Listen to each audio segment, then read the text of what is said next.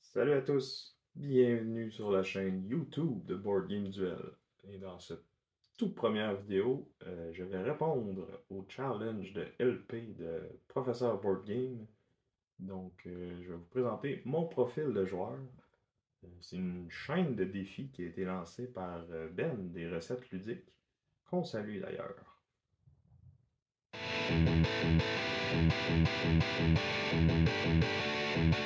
Donc, trois jeux qui ont été importants pour m'amener dans le hobby. En premier, je pense que j'irai avec Risk, un classique je pense que tout le monde a déjà joué, mais que j'ai vraiment joué beaucoup quand j'étais ado. Je pense que c'est ça qui m'a accroché au monde du board game, parce que je connaissais pas tous les jeux modernes à l'époque. Sinon, un autre que j'ai joué beaucoup un peu plus tard, ça a été le jeu Small World, que j'ai copié ici d'ailleurs de la version Underworld. Donc, un jeu que j'ai joué beaucoup dans mes premières années de découverte avec le hobby. Ça a été un des premiers jeux que j'ai essayé puis que j'ai rejoué à plus qu'une reprise. Finalement, je vais y aller avec Libertalia, mais la première édition, là, pas les Furies de Stonemaier Games, là, l'original. Ça a été le premier jeu moderne que je me suis acheté, puis c'est avec ça que j'ai parti ma collection qui n'a cessé de grandir depuis.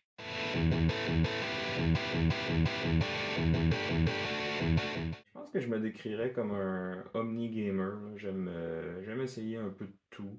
C'est sûr qu'il y a des mécaniques que j'aime plus que d'autres. Euh, J'aime beaucoup quand on joue le joueur autant que le jeu, là, qu'il faut essayer de deviner qu'est-ce que les adversaires vont faire, puis que si on devine comme il faut, ben là, il faut changer nos plans, mais là, s'ils le savent, ben peut-être qu'il faut revenir à nos plans originaux, puis là, c'est comme une espèce de mind game avec les adversaires. Ça, c'est quelque chose qui vient me chercher beaucoup. Sinon, un des trucs qui ressort beaucoup dans mes jeux préférés, c'est la symétrie, donc dans les factions. Donc, quand un jeu va nous offrir plusieurs personnages ou plusieurs factions qui vont jouer de façon différente, puis là, en fonction de ce qu'on choisit, ben, on doit adapter notre stratégie, puis ça peut changer notre style de jeu. D'habitude, c'est quelque chose qui vient me chercher aussi. J'aime un peu moins les jeux où il y a beaucoup de hasard après les décisions. Donc, on prend la décision puis on va rouler un dé pour voir si on a réussi ou pas. Ça peut marcher dans certains types de jeux, mais comme dans un jeu plus compétitif, si c'est ça qui vient déterminer le gagnant, j'ai un peu plus de misère avec ça. J'aime ça. Tu sais, j'assume mes bonnes et mes mauvaises décisions, donc j'aime mieux quand les jeux sont un peu plus déterministiques. C'est bien d'avoir du hasard, mais il faut avoir des façons de le mitiger ou de le. Ouais, c'est ça, de le mitiger.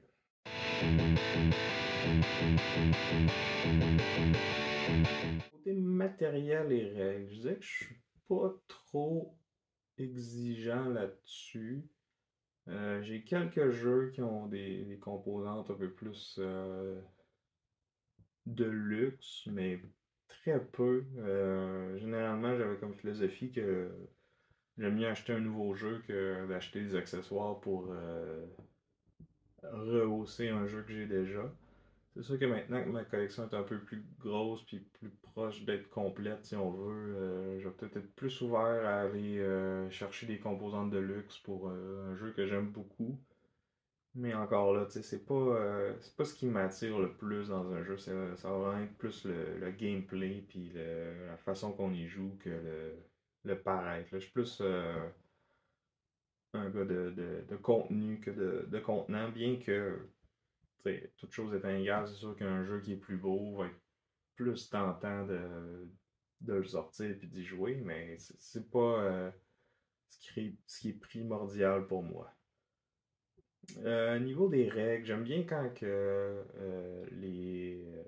ben, comme tout le monde, là, les règles sont claires, que c'est concis, qu'on va pas s'étendre puis se répéter à plus répéter la même règle plusieurs fois. Puis une chose qui mérite vraiment dans les livres de règles, c'est quand il y a des règles qui sont cachées dans les exemples. Là. Souvent, moi, je vais être du genre à skipper les exemples, juste lire les règles. Là, quand je vois un petit paragraphe d'exemple, ben, je me dis, bon, ils vont juste répéter ou clarifier qu'est-ce qu'ils viennent de dire. Puis moi, j'ai compris, j'ai pas besoin de le lire. Puis là, finalement, tu te rends compte, après 3-4 parties, qu'il y a une règle importante qui est cachée dans l'exemple.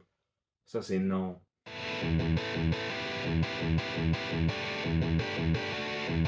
Comme j'ai dit tantôt pour les composantes, tout ce qui est la beauté des illustrations puis l'esthétique d'un jeu, oui, ça a une certaine importance, mais c'est pas ça qui va venir me chercher en premier.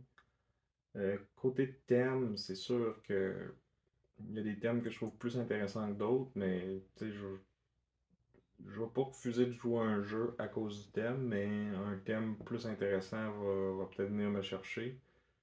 Euh, J'aime bien les thèmes un peu loufoques ou qui sont un peu champ gauche, là, à la alchimiste, par exemple, là, où on est des universitaires dans une université médiévale, qui font de l'alchimie, puis tu sais, comme le thème est un peu une satire du milieu académique scientifique, donc c'est ce genre d'affaires un peu champ gauche, je trouve ça, quand c'est bien fait, c'est drôle, ça amène de quoi. Sinon, les thèmes que j'aime un peu moins, c'est sûr qu'il y a beaucoup de thèmes que je trouve surutilisés, là, comme Cthulhu, les Vikings, les zombies. Ça peut être le fun, mais c'est ça, il y a beaucoup de jeux là, dans ce style-là. Faut qu'il y ait un autre hook au jeu pour que je sois intéressé. Sinon, j'aime bien le fantasy, je dirais plus que la science-fiction, mais tu sais, comme les deux peuvent être bons, puis même les jeux plus historiques, euro, je suis partant pour ça aussi.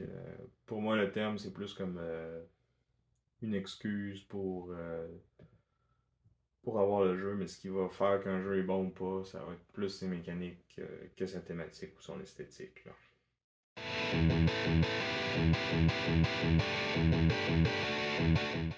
L'interaction dans les jeux, pour moi, c'est j'ai le goût de dire primordial, mais ça dépend des types de jeux. Dans mes jeux préférés vont plus être des jeux où il y a de l'interaction entre les joueurs, c'est clair. Tu sais, je l'ai dit tantôt, j'aime autant jouer le joueur que jouer le jeu. Mais tu sais, il y a des jeux plus multijoueurs en solitaire où ce qu'on fait toute notre petite affaire dans notre coin, puis après ça on compare qui a le meilleur score. Une fois de temps en temps, j'aime ça aussi. Mais mes jeux préférés vont vraiment avoir un niveau d'interaction puis de friction qui va être un peu plus élevé.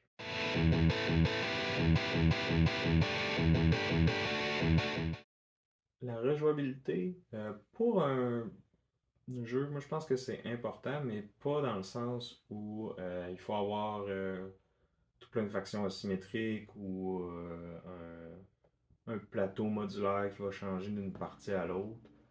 Je pense pas que c'est nécessairement ça qui va faire qu'un jeu est plus rejouable qu'un autre.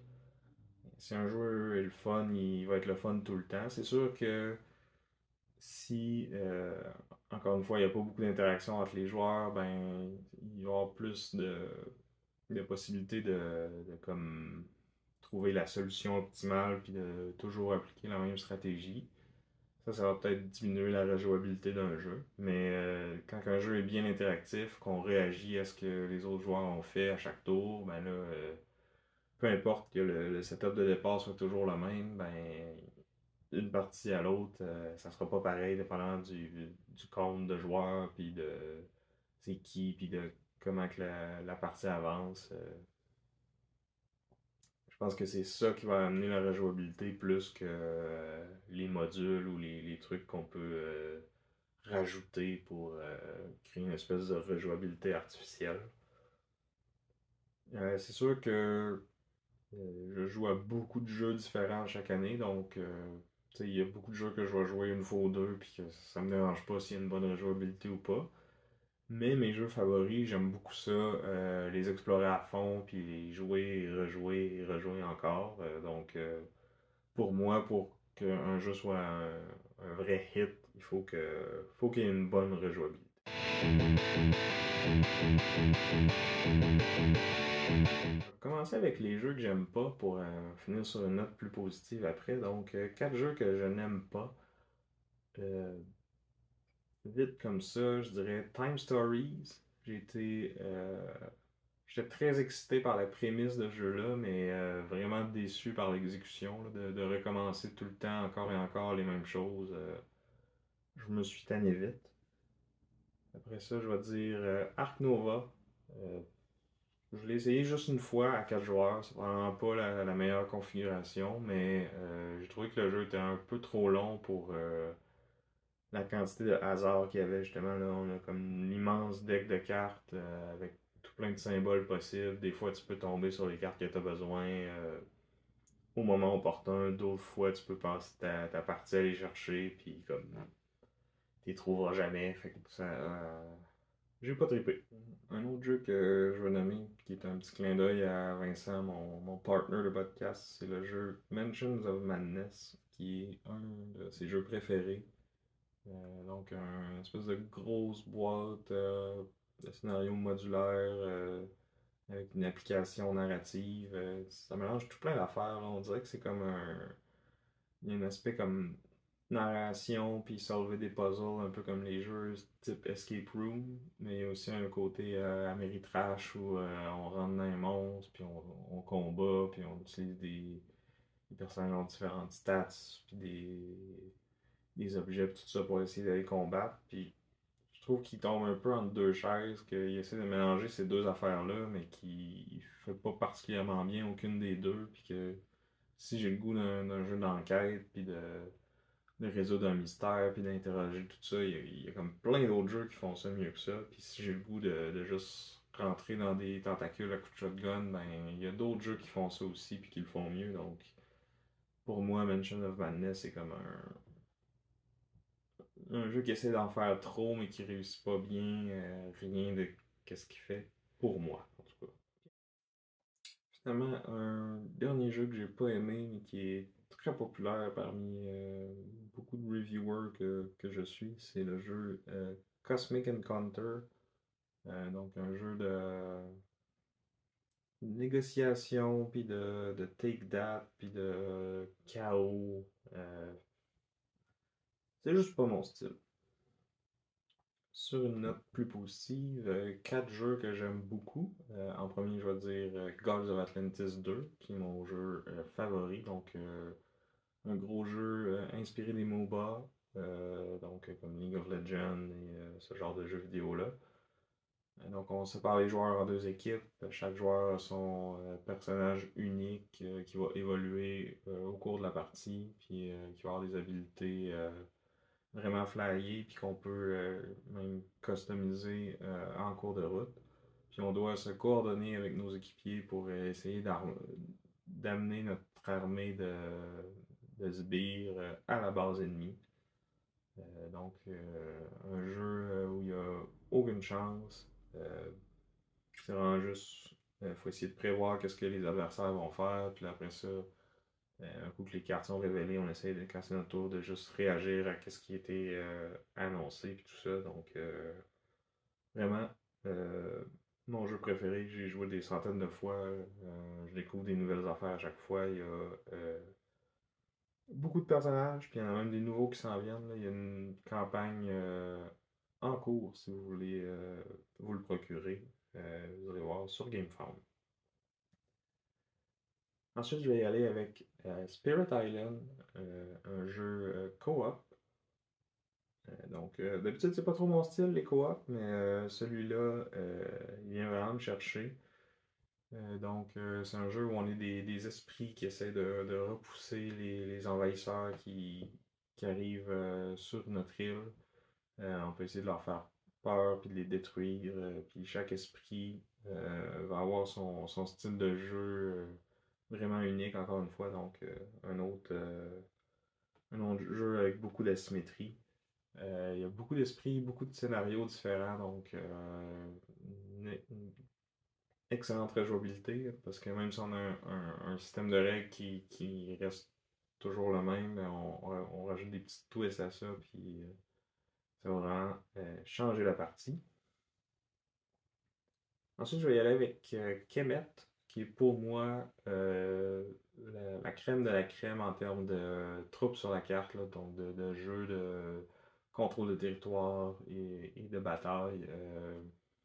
Dans Kemet, on va tout commencer pareil, mais on va, pendant que la partie avance, débloquer et s'acheter des pouvoirs qui vont faire qu'on va comme se spécialiser, puis il y a un petit côté euro même ce jeu-là, donc on a comme un engin de points de prière à développer qui vont nous permettre d'acheter des pouvoirs, tout ça, puis on peut aller chercher des créatures mythiques qu'on va pouvoir ajouter à nos armées, puis c'est un jeu de combat où on peut pas, la stratégie de comme juste se monter une armée puis rester dans son coin, ça marche pas. C'est pas comme ça qu'on va gagner.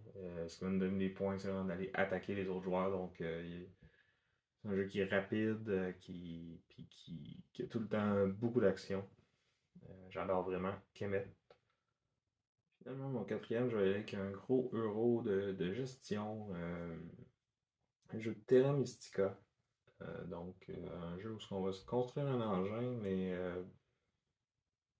on va encore une fois avoir chacun notre faction asymétrique. Mais ce que j'aime beaucoup aussi de ce jeu-là, c'est que on va aussi placer des bâtiments sur un plateau commun. Donc, il y a un petit côté contrôle de territoire.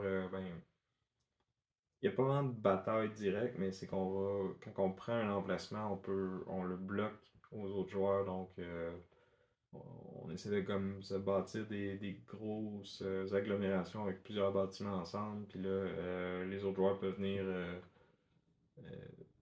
nous couper l'herbe sur le pied, mais en même temps, quand il y a des joueurs près de nous, ça nous avantage aussi parce que nos buildings coûtent moins cher à améliorer. Donc, il y a un bon mix de gestion de ressources, puis tu fais ta petite affaire dans ton coin, mais aussi d'interaction avec les autres joueurs. Donc, c'est un euro interactif, comme moi je les aime.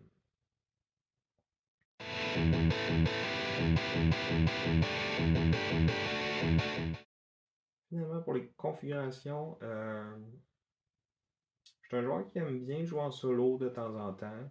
Sinon, je dirais que je joue plus souvent à deux joueurs, que ce soit avec ma copine Ariane ou avec Vincent. Souvent, on va jouer à deux joueurs ensemble. Puis on va aussi souvent jouer les trois ensemble à trois joueurs. Sinon, c'est ça.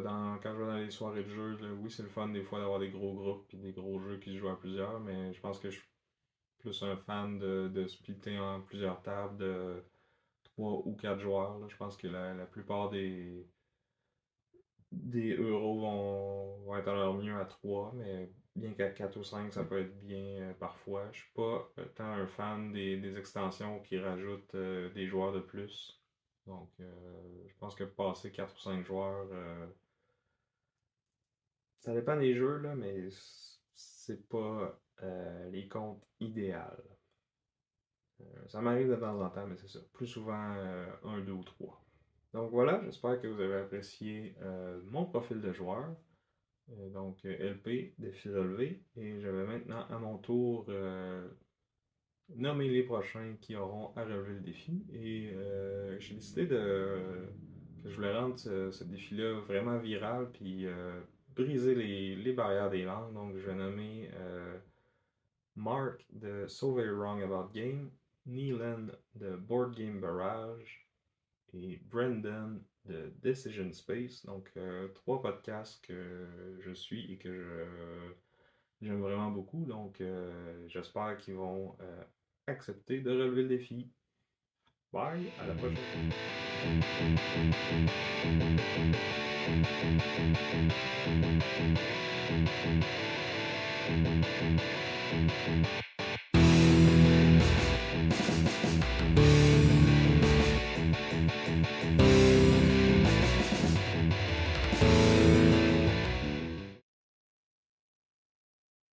Je cherche des jeux que j'aime pas, que je bibliothèque, c'est pas une bonne idée parce que s'ils sont là, c'est parce que je les aime.